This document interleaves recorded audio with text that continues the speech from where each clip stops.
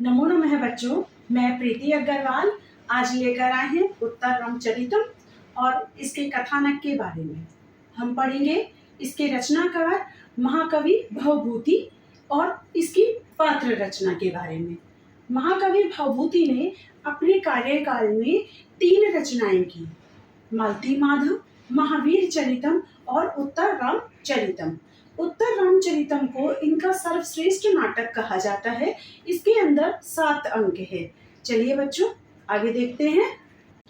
भवभूति जी का सर्वश्रेष्ठ नाटक उत्तर रामचरितम को माना जाता है। इसमें 7 अंक है और प्रथम अंक में श्री राजा राम को दुर्मुख नामक अपने गुप्तचर के द्वारा सीता अपवाद के विषय में सूचना मिलती है, जहां पर राजा रामचंद्र जी प्रजारंजन के लिए सीता जी का त्याग कर देते हैं और चित्र दर्शन के लिए अवसर पर माता सीता गंगा स्नान, गंगा दर्शन की इच्छा व्यक्त करती हैं, जिसके जब दर्शन की इच्छा व्यक्त करने के कारण गंगा दर्शन के लिए जाना ही अनजाने में उनके विरह का कारण बनता है।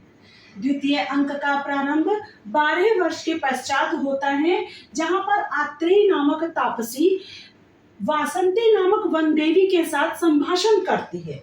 उस संभाषण से हमें ज्ञात होता है कि राम ने अश्वमेध यज्ञ प्रारंभ किया है।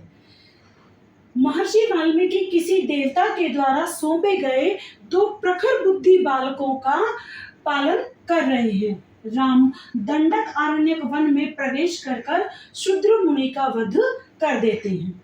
अब तृतीय अंक में हम तमसा और मुरला नामक 2 नदियों के वार्तालाप को सुनते हैं, तो उसी से ज्ञात होता है कि सीता जी को परित्यक्त होने के बाद प्राण विसर्जन करने के लिए गंगा में कूद गए और वही उन्होंने लव कुश को जन्म दिया।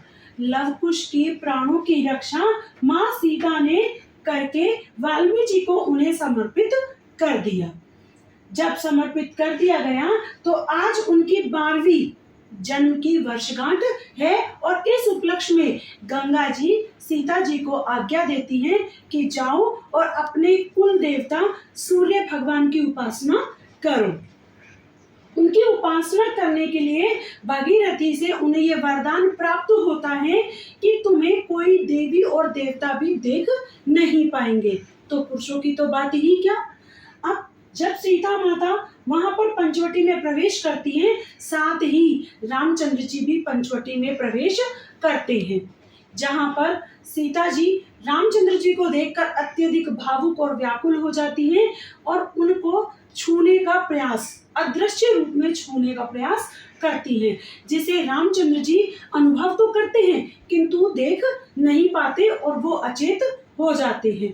तब माता सीता गंगा जी के आदेश के अनुसार उन्हें स्पर्श करती है और उनकी बुद्धि को वापस लाती है, उनकी चेतना को पुनः ले आती है। यहीं पर उन्हें यह पता चलता है कि सीता जी के हृदय में जितना भी मन में ये भाव था कि मुझे प्रभु श्री राम ने परित्यक्त कर दिया है, इसके परिणाम स्वरूप जब उनका प्रेम और वो देखती है विरह, तब उनके हृदय की शुद्धि भी साथ ही हो जाती है। अब कहते हैं कि छाया नामक इस तृतीय वन में सीता के हृदय की शुद्धि तो हो ही जाती है, किंतु यहीं पर तृतीय अंक की समाप्ति भी होती है। आगे हम चतुर्थ अंक के बारे में बात करते हैं, तो देखते हैं कि वाल्मीकि आश्रम में जनक, कौशल्या, वशिष्ठ आदि सभी का आगमन होता है और कौशल्या और जनक का मिलन होता है। आप सभी जानते हैं कि कौशल्या माता रामचंद्र जी की हैं और जनक पिता सीता जी के हैं। वहीं पर एक क्षत्रिय बालक लव को ये दोनों देखते हैं। अन्य ब्रह्मचारियों के द्वारा रामचंद्र जी के एक यश यज्ञ अश्व की सूचना को सुनकर वह जो छोटा बालक, क्षत्रिय बालक लव है, वह भाग जाता है। यहीं पर चतुर्थ अंक समाप्त होता है और पंचम अंक प्रारंभ होता है। यज्ञ अश्व के रक्षक चंद्रकेतु। तो मैं ये बताना चाहूंगी कि चंद्रकेतु लक्ष्मण जी के पुत्र हैं, जो उस यज्ञ अश्व की रक्षा हेतु उस अश्व के साथ चल रहे थे। चंद्रकेतु से लव का वाद विवाद होता है और वे युद्ध करने के लिए तत्पर हो जाते हैं। यद्यपि उनमें एक दूसरे के प्रति प्रेम उमड़ता है, चूंकि वो दोनों ही एक ही कुल और वंश की संतान थे, इसलिए उनके अंदर प्रेम उमड़ना स्वाभाविक है, किंतु वो ये आपस में जानते नहीं है। इसी के साथ पंचम अंक समाप्त होता है और षष्ठम अंक प्रारंभ होता है। षष्ठम अंक में एक विद्याधर युगल एक देव योनि है और पति और पत्नी है। उन्होंने इस युद्ध का वर्णन किया, द्वारा दोनों के युद्ध का वर्णन प्राप्त होता है। इसी बीच चूंकि युद्ध तो चल रहा है, विद्याधर युगल उस युद्ध की परिपूर्ण वर्णन कर रहे हैं, किंतु रामचंद्र जी का उस युद्ध स्थल पर आगमन हो जाता है, इसलिए उस युद्ध को रोकना पड़ता है। आने से युद्ध रुक जाता है। कुछ भी ये सूचना पा लेता है कि लव का चंद्रकेतु नामक एक राजकुमार के साथ युद्ध हो रहा है, वो भी वहां पर उपस्थित हो जाता है। राम जी के हृदय में उन दोनों बालकों को देखकर अत्यंत प्रेम उमड़ता है, किंतु उन्हें ये ज्ञात नहीं है कि ये दोनों बालक मेरी ही संतान हैं।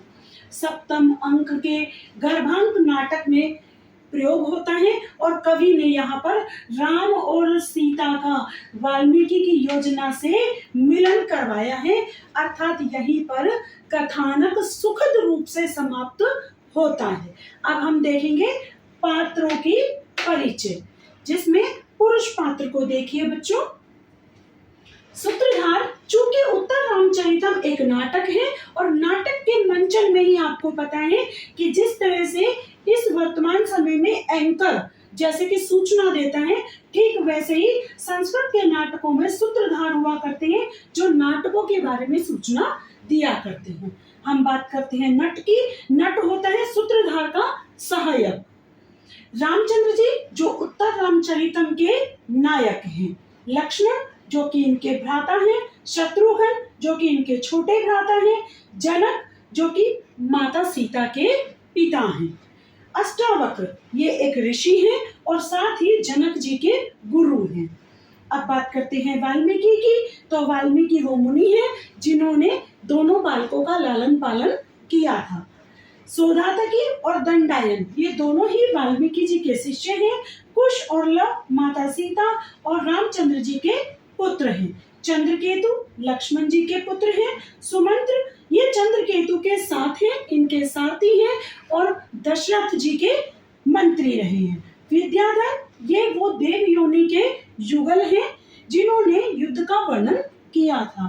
कंचुकी एक बूढ़े ब्राह्मण जो कि राज्य के अंदर रहा करते हैं अंतःपुर में। ये दुर्मुख है।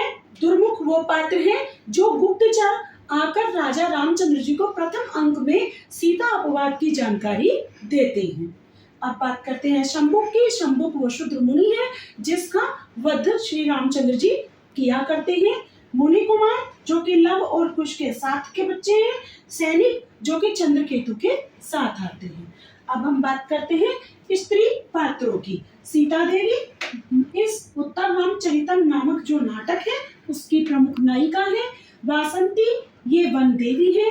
आत्रेयी ये ब्रह्मचारिणी है जो ब्राह्मण ब्रह्मचारिणी है। तमसा और मुरला दोनों नदियां हैं। गोदावरी एक प्रसिद्ध नदी है। भागीरथी माता गंगा का ही दूसरा नाम है। कौशल्या राजा रामचंद्र जी की माता। हम बात करते हैं पृथ्वी की। माता सीता की माता है ये अरुंधति।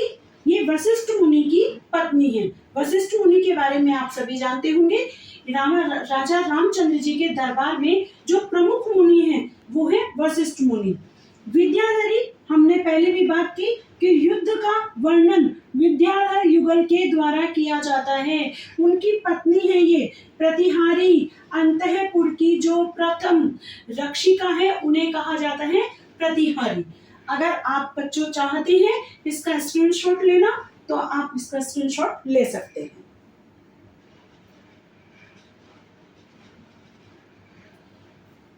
तो बच्चों आज का चैप्टर हम यहीं पर क्लोज करेंगे।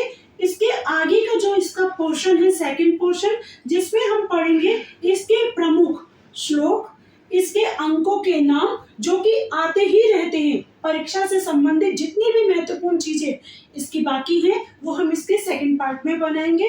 अगर आपको ये चैनल पसंद आता है, आपके काम आता है, तो प्लीज इसे लाइक कीजिए, सब्सक्राइब कीजिए और शेयर कीजिए। धन्यवाद।